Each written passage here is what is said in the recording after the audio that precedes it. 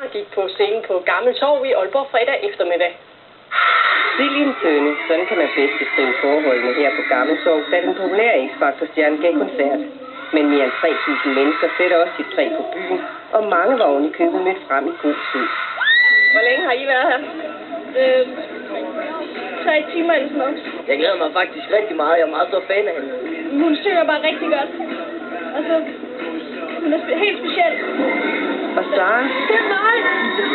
Ja, hun tog naturligvis til retten i stiv arm, selvom det var første gang, hun optrådte live efter den store finale i Parken. Det bliver rigtig dejligt at komme op på den store scene igen.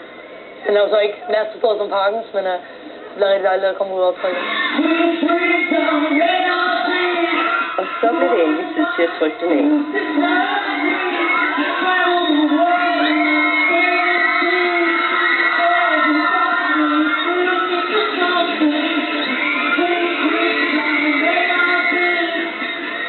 Jeg har så siddet lige fra starten, og jeg har sagt, det er Sara, der vinder ekstra.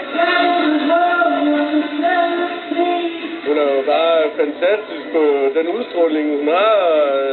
Hun byder med så meget i forhold til, hvad jeg synes, de andre gjorde i hvert fald. Tiden efter sejren er blandt andet gået med besøg på diverse radio- og tv-stationer, men modtagelsen i Aalborg var alligevel noget særligt.